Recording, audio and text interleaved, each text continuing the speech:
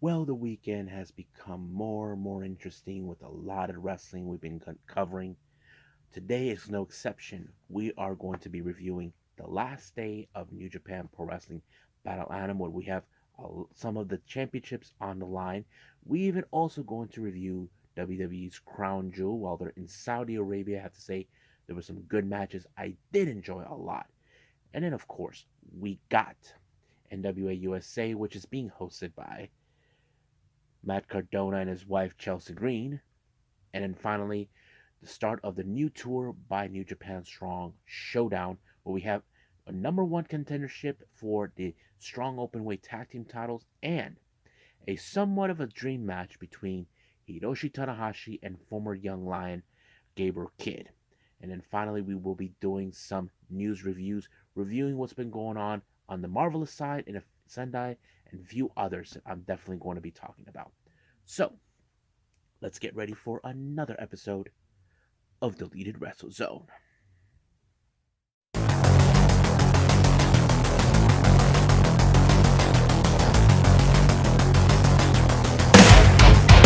Are you ready?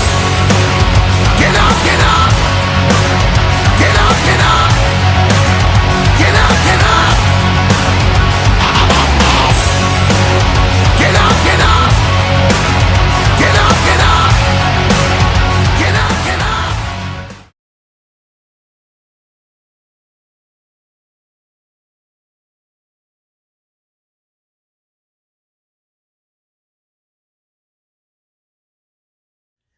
Welcome everybody to Deleted Wrestle Zone, all things that is pro wrestling with AEW, NXT, New Japan Pro Wrestling, Impact Wrestling, the National Wrestling Alliance, various promotions, wrestlers, matches, and championships.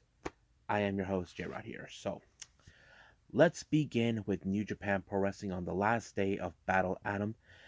We have several championship matches taking place. Now, our first one is, of course, the IWGP Junior Heavyweight Tag Team titles between challengers Lij Titan and Bushi taking on the United Empire's Francisco Akira, and TJP. Now, keep in mind, this match took place a while back when Titan made his first appearance to help the Lij to defeat the United Empire. But because of this, Bushi was grateful for Titan for giving him the helping hand.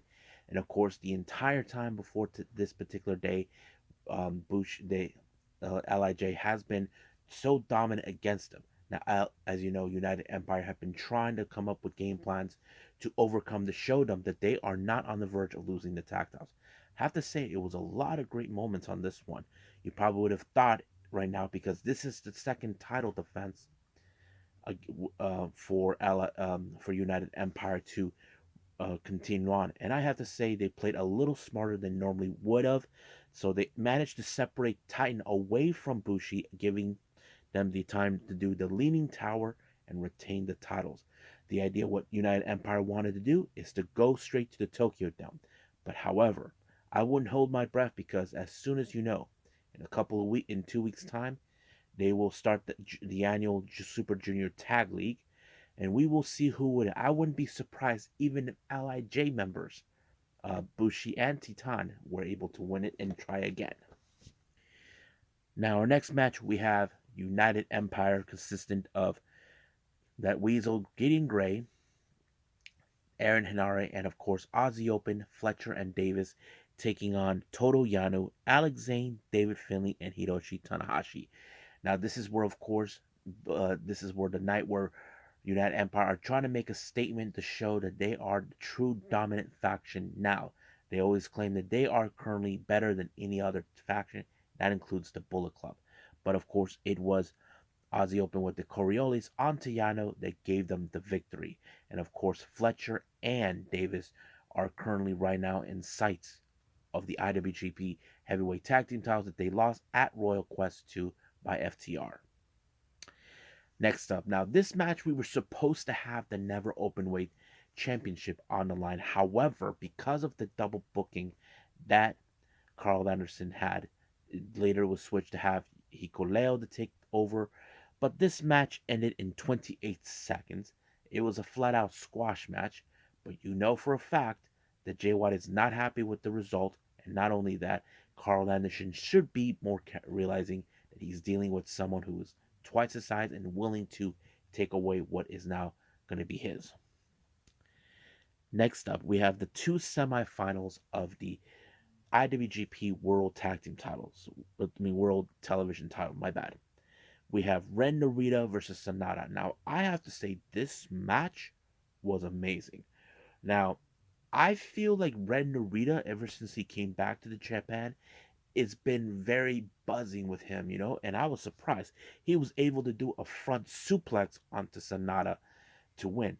And I'm like, wow. But I think many fans were in the side of Sonata, hoping that he could win, believing his time is now. Because as you know, the last time he had a singles championship, he had to relinquish thanks to Will Ospreay. But that's pretty much it. But the next match of the semifinals, I have to say is my absolute favorite because once again Zack Sabre Jr. played mind games with Evil. Now before that, he had Kosa Fujita to do little t- promo for him, saying that Evil's a pumpkinhead dickhead, and all this and that. And of course, you can hear the commentators, both Chris and Kevin Kelly, are like laughing. They never seen anything like that. But however, Evil, I don't know how dumb he really thinks he is. He grabbed Kosa Vegeta in hopes that the mind games don't play. Once again, it happened again, but this time they had Rohi Oiwa to give the helping hand. And I think that was the last thing that Evil ever thought about because I don't know if he knew that he was going to let his guard down, which it did. And not to mention, as you know, Evil many times likes to toss his opponents towards the ring announcer, the ring bell, the timekeeper's table, but now he's the one who's took the front row seat. But luckily, the young lions, Vegeta and Oiwa, were able to help uh, um, Zack Sabre Jr. in order for Evil to lose the match, and he did when he put him in a very tight pinfall, allowing him to advance. And of course, he told him, "Better luck next time, dickhead." I love it. Zack Sabre, he cracks me up. And so now we know that in the final match between in this tournament will take place on January 4th. It's going to be Ren Narita and Zack Sabre Jr. This is going to be a baller of a match. I know that for a fact. Now, our next match, this is a very unusual match. We have all four competitors competing for the IWGP Junior Heavyweight title in, of course, um, Wrestle Kingdom. And now they end up in a tag match. We have Master Wato and Despi versus Hiromu Takahashi and Taiji Shiburi. Now, you can say they hate each other, every last one. That is true. But in this case, it was Master Wato who picked up the win. And now it's back to hating each other. So you can say that's how it's going to be. But the obvious question is who's going to walk out? Will Taiji Shimori retain the title, or will it be Master Wato? Will it be Hiromu Takahashi, or will it be Despi? We don't know. I'm kind of excited for that. Our next match, we have Tama Tonga teaming up with the Rainmaker Kaguchika Okada, who's being tagged along by Yado, taking on the Bullet Clubs, Kenta and Jay White, and of course, the Blacksmith Ghetto is there along for the ride as well.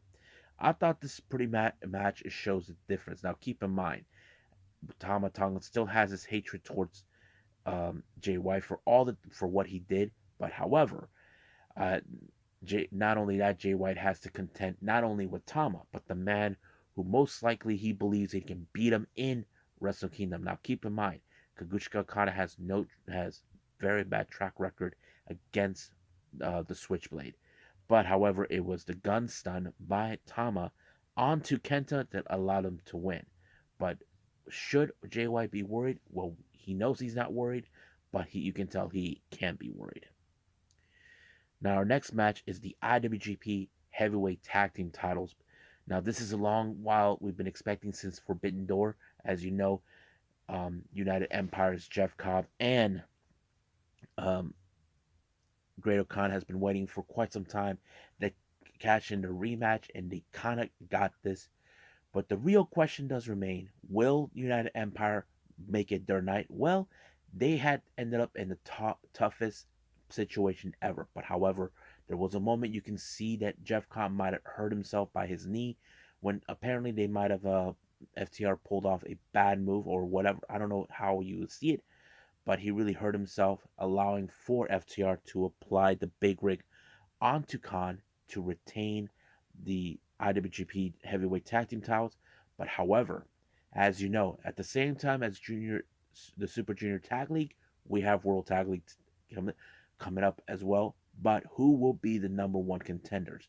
Now, during the time, Great Khan is so disappointed with the loss. However, Hinare decided to step in the post match comments saying that he will be his partner in World Tag League to reclaim the titles. However, as you know, Aussie Open still has their sights set, so we don't know if they will get a shot or they have to wait on if they can beat World Tag League. That is something that we need to wait.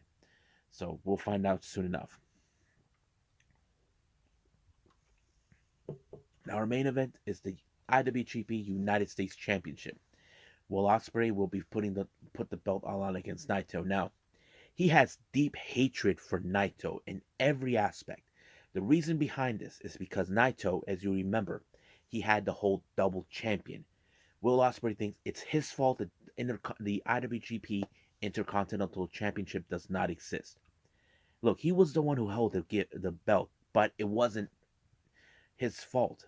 Kota Ibushi was the one who wanted to unite the belts, but he feels that the United States title has been disrespected, makes something of it like that. He feels like the other champions who carried it before have failed. But Naito wants to do this in no way to hopefully he gets an opportunity to go to Wrestle Kingdom. As you know, this I don't know if this will be his last shot or he has another opportunity in mind. We don't know yet. But the match itself was great. Many times he tried to pull off Destino. It didn't work. But finally it ended with, of course, with the Stormbreaker allowing himself to win the match and gave glory to the United Empire.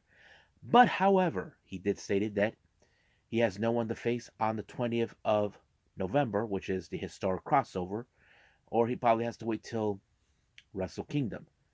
But all of a sudden, the party ended with the arrival of a guy who's dubbed Roughneck. We didn't know who it was until the name popped up.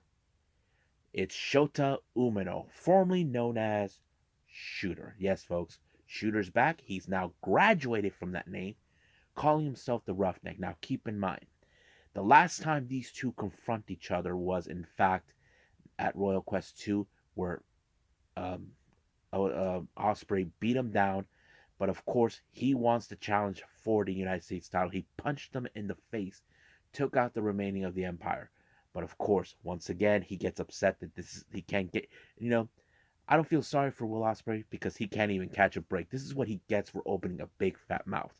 So he always ends up in the problem like he thinks he still has it coming. But he's hoping that things will be a little different. As you know, the last time his match with him, it was constantly stopped by his dad, referee Red Shoes. So he wants to this time make sure he splats his face for the last time. But we'll see what happens at that day. If Shota Umino picks the win, he finally gets a win over Will Ospreay. So I think that's pretty much it with New Japan. I believe it's time for Crown Jewel.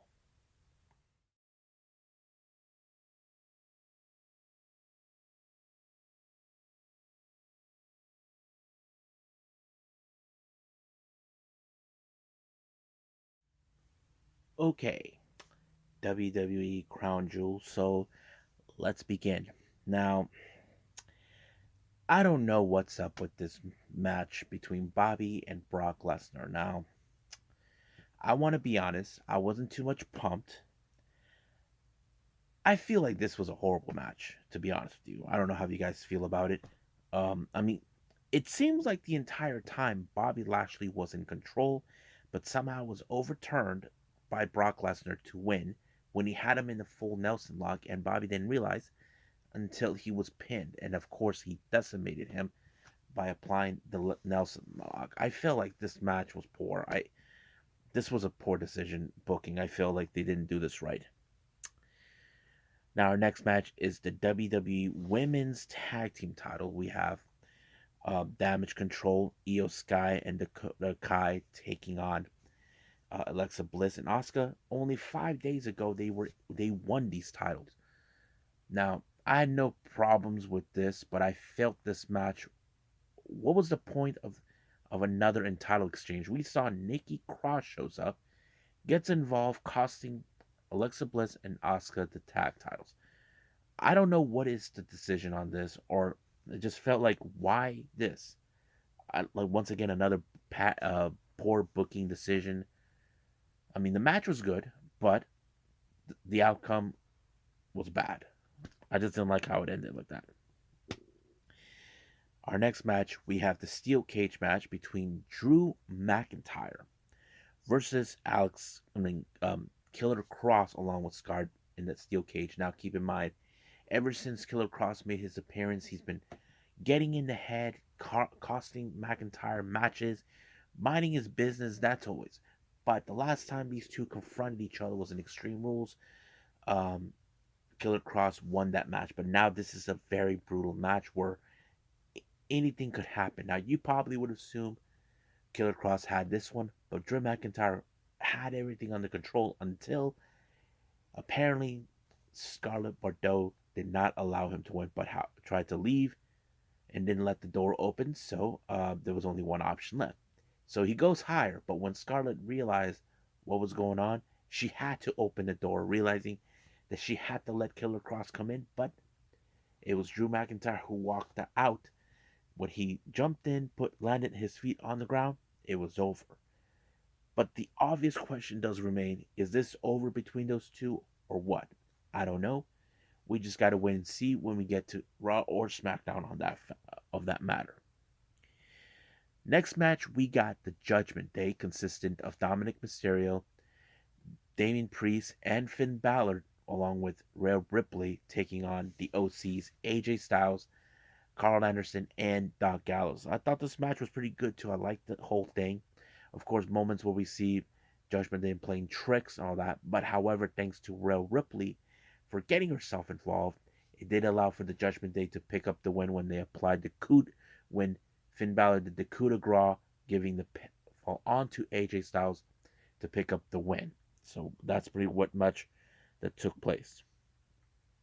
Our next match is the Battle of the Behemoths between both Osmos and Braun Strowman. Now, I wasn't expecting a whole lot, but man, I thought this was interesting because Omos is taller than Braun Strowman. I'm not gonna lie about that. But how is this is gonna be a good match? In some moments, we saw Omos was able to control the match, but Braun Strowman did the running body slam onto Omos to pick up the win. So the Monster Amongst Men continued on, and we will see what happens then after that. Our next match is the WWE Undisputed Tag Team titles. We have the Usos, Jay and Jimmy, taking on the Brawling Brutes, Butch and Ridge Holland. I thought this match was great. It showed a lot of the tag team aspects that we expect, but it was in fact the Usos with this one move onto Butch that allowed them to retain the titles, but they were able to isolate Ridge Holland away from him in order for them to retain these titles. Now, our next match is the Raw Women's title in a last woman standing. Now, you know these type of matches how it goes. Anything could happen. I'm like, they went everywhere around the stage, around all of that. They even used some stuff out there that could help them win using ladders, tables, nothing favored. But I think there was the best moment is when they brought in a golf cart. I thought that was a classic, but it didn't end well for Bailey because she ended up underneath a ladder and she was stuck there on the 10 count, and Bianca Belair retained her title. Now, I don't know what's the purpose of this with Bray Wyatt. Now, I'm happy he's back, but they're putting him to do these promos. He should start having matches now.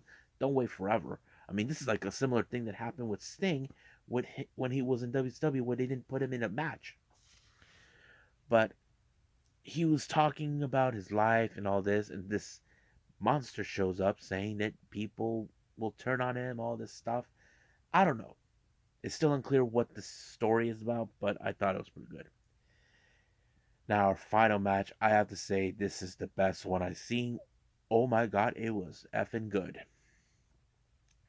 Logan Paul taking on Roman Reigns. I don't know what that I expected, but it damn, I thought it was extremely good. I know people talk about this, about what he did, that like the buckshot lariat as Hangman. People said he did it way better. Now I could agree on that, but let's just be real. Like, we're not gonna see that again unless he gets back in another ring against anybody. That's something we can agree. But I think my favorite moment is that he grabbed his phone and then he used it as a selfie, jumped off the turnbuckle, landed on Roman Reigns on the table. Now, when we thought things were going great, the Usos checked up on Roman Reigns, and of course, they were dealing with the entourage, Logan's entourage, and then they got themselves beat up until Jake Paul shows up and punches the Usos, and they got distraction. But it did give Roman Reigns to do the Superman punch and the spear in order to retain his title. So he once again reigns supreme. The United Empire still going strong. So I thought that the last few matches were really interesting, so I did enjoy that too. So hopefully we'll see what happens then. Now keep in mind I don't watch Raw or SmackDown anymore, but I will try to do only pay-per-views as much as possible. But I do follow what goes on afterwards. So I think that's pretty much it. I believe it's time for NWA USA.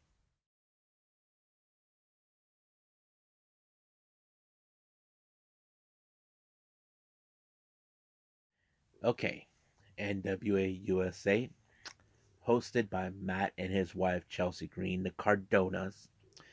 They were not in the studio, they were doing this in their home in Florida. Well, you know how this ends, but I don't need to go. But, however, they only had two matches that they talked about. Let's talk about those. We had Homicide versus Chris Gaines. The weird thing is, this match, normally when it comes to Homicide, he normally puts the Junior Heavyweight Championship on the line, but not this time. It was a non title match. But once again, he still plays dirty, but he did apply the Boston Crab, or as he called it, the Brooklyn Bridge, forcing Chris Saints to tap out. And I thought it was very interesting how it ended. Now, as you guys know, during last time the breaking news, it was hijacked by the miserable faithful, the faithful or miserable faithful, whatever, or the faithful for miserable or whatever they call themselves, however it is. They hijacked the studio saying that Maxine Taylor wants a Voodoo Queen coffin match against Natalia Markova. Now Markova did ask for time to say that she accepts the challenge and all this and that. So we'll see what it is. I'm like excited to see how this match goes. So now our next match we have Angela Love taking on one half of the current NWA Women's Tag Team Champions, Ella Envy.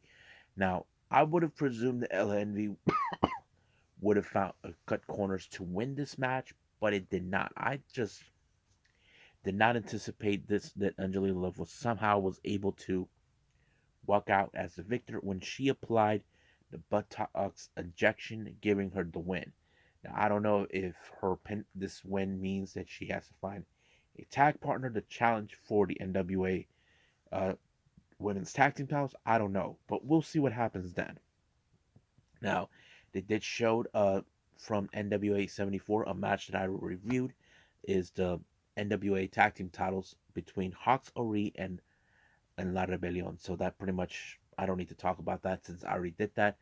I think that's pretty much it with NWA. I believe it's time for New Japan Strong.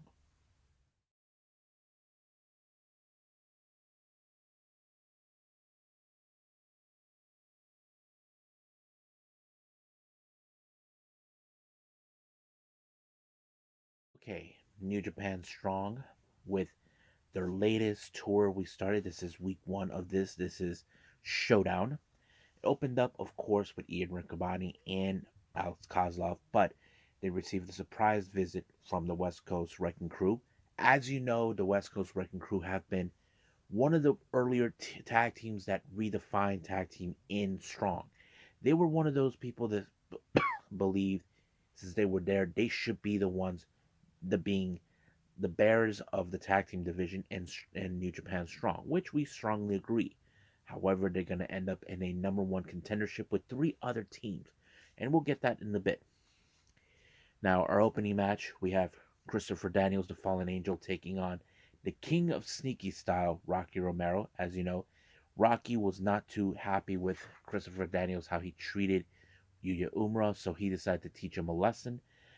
And you probably would have assumed this match would have fallen in favor of Rocky Romero, but however, Christopher Daniels used the ring ropes to get away with that match, and of course, Rocky had no clue what just transpired, but he knows that he lost the match, but he couldn't believe how it happened. I wouldn't be surprised if he gets a rematch for that somewhere down the line. Now, we have our number one contendership for the strong openweight tag team titles. Team number one, we have one of the LA Dojo members, DKC and Kevin Knight, who've been on a world of terror, established themselves as a solid tag team versus the Stray Dog Army, Barrett Brown and Misterioso versus TMDK, Bad Dude Tito and Sean Hasty versus the West Coast Wrecking Crew. And then I think that's pretty much it. But the match itself was great. I have to say it showed a lot of promising, like to see who will most likely come out on top as the number one contenders. Now, if I had to pick, it would have been to me the West Coast Wrecking Crew. But who would I think would be second? My guess would have been Kevin Knight and DKC. But the one team I did not anticipate that was going to win this one was the Stray Dog Army, Barrett Brown and Risteroso. They were the ones that picked up the win onto DKC and allowing themselves to pick up a number one contendership. So we don't know when that match will take place, but hopefully soon. They will be facing Motor City Machine Guns. I can't wait to see that match take place. Now, our main event, we got Gabriel Kidd, who makes his return, takes on the ace himself, Hiroshi Tanahashi. I thought the match was unbelievably good, and I was really amazed how this match turned out to be, and I'm so excited with it. Um, but one thing it did show a lot of showboating from Kidd, being cocky and all that. But keep in mind, Kidd, he's like doesn't realize. Don't mess around. You're dealing with a veteran, a guy who's been there, done there, won championships, all of it. But one false move, he messed up. He ended up on the wrong side of the high fly flow. 1, 2, 3. The ace wins this match. So it was a good match. I personally enjoyed it. It was great. So we'll see what happens next week. But we'll find out soon enough. So I think right now we should end it right here with reviews and move on to news updates.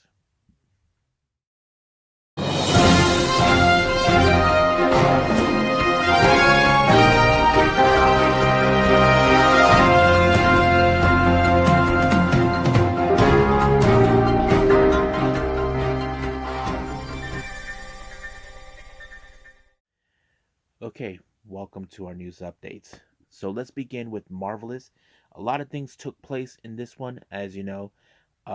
First things first, I want to congratulate Rin Kadokura on her marriage. You know, she got married. Very interesting. We don't see this happen all the time. We normally wait a while. We saw that with Tsukasa Fujimoto. They kept that quiet for quite some time, but I'm not judging. But congratulations, Kadokura. Now, in relations to Marvelous, I like to call her the ace of Marvelous. Takumi Iroha, apparently she'll be out for the next 3 months. She's wearing one of those shoulder straps. You know, she might hurt herself, but she's saying that she's not cool due to the fact that she may have to relinquish the title.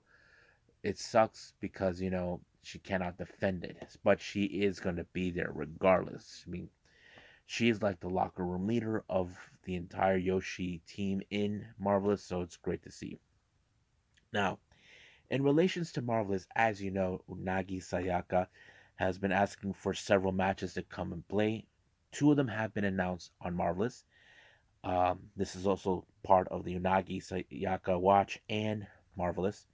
So the two matches will take place, one on the 17th versus Chikayo Nagashima in Shinkiba, and this is a semifinal match. Then, of course, 10 days later, on the 27th of November, she'll be facing Maria at Hakata in also another semifinal match. So, practically, that is something I'm looking forward to it. Now, an interesting interview coming from Masa Kitamiya from Pro Wrestling Noah. He said he will likes to wrestle, to my surprise, Eddie Kingston. I'm like, that's going to be cool. But he did stated that he would like to wrestle him in a big stage in here in the US. Now, if I have to pick, I don't know if he'll be able to go to AEW. I know their AEW and Noah have been having a very good working relationship. Not a partnership, just to be clear, because I know they are they're sort of in a partnership with New Japan, but if I have to pick, there is one logical conclusion that could work it. This happened before.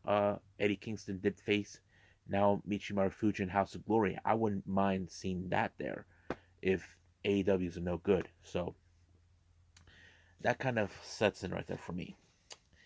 Now, speaking of House of Glory, they did announce for the upcoming event for the House of Glory Cruiserweight. It'll be Mighty Mante taking on his former best friend who stabbed him in the back, Nolo Kitano. So I'm looking forward to that. Now, as you know, a couple of days ago, we talked about Mina Shirakawa being hurt during her match, and Rossy Ogawa posted something on his Twitter page not too about almost 24 hours ago or so, and this is what he had to say, and I think this one was really interesting.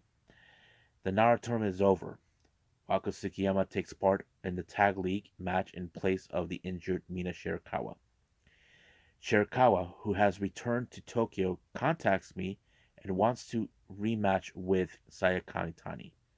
The players are fighting desperately with their bodies so they can get hurt and we have no choice but to watch. And professional wrestlers deserve respect because they overcome difficulties. So basically, Rossy Ogawa, is getting the message saying that Mina wants to have a rematch. I mean, that would be great, but the one thing we don't know is how long she'll be out. Some say she'll be out for possibly the rest of the year, all the way to possibly early next year.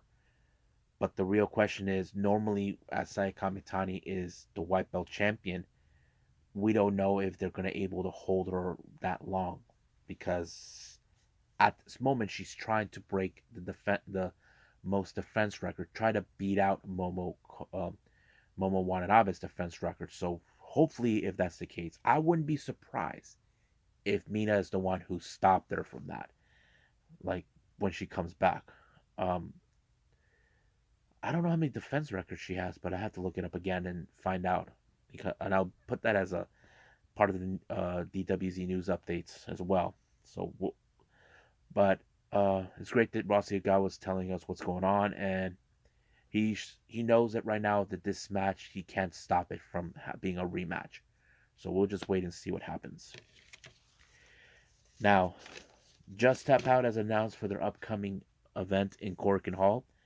I think it's Corkin Hall. Anyway, it's going to take place on the 29th of November, which is near the end. They announced for several matches.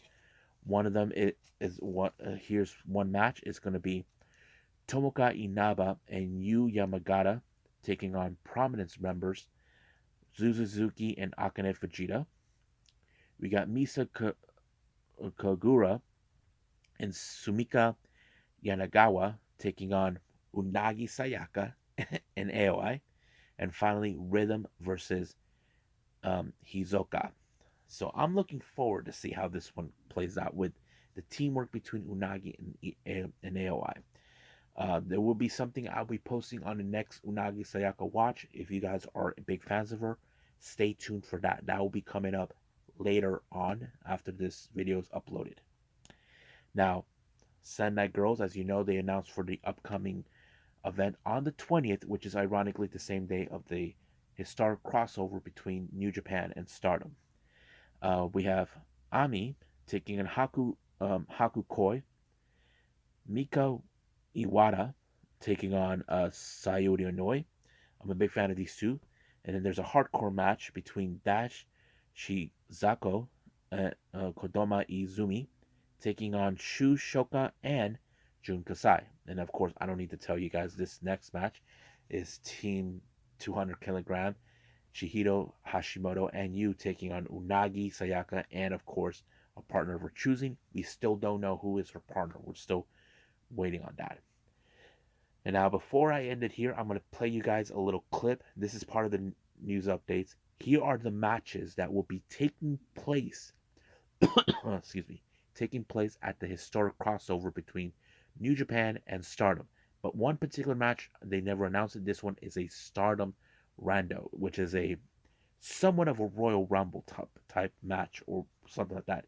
So there was no point of putting it. So you may like the song that I put in there. So enjoy the clip.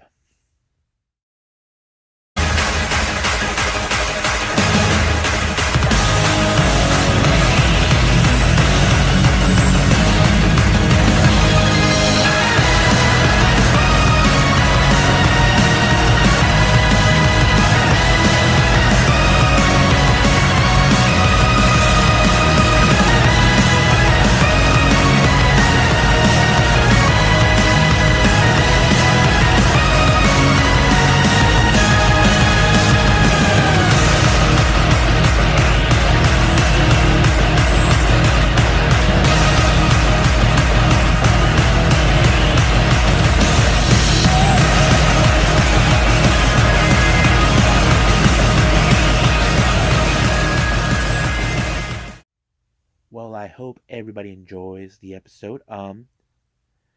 As you know, I almost caught up. There's still some wrestling events from last October I haven't reviewed yet. I'm going to be working on those as soon as possible. As we speak, we got the latest. We already have two Stardom events that took place. I don't know if I'll be able to see one sooner or I don't know exactly, but we'll see how that goes. But for now, let's just stick what we can do. So whatever events I haven't reviewed yet, I will do those as soon as possible. Put that out for everyone to catch up, and stay tuned for an early news updates. I may have some things going on, and of course, the Unagi Sayaka updates will be in there too. So I think that's pretty much it right now. So I'll see you guys in the next DWZ time, same DWZ channel. I must bid all of you adieu. So goodbye. Mwah. And have a nice day. Bang.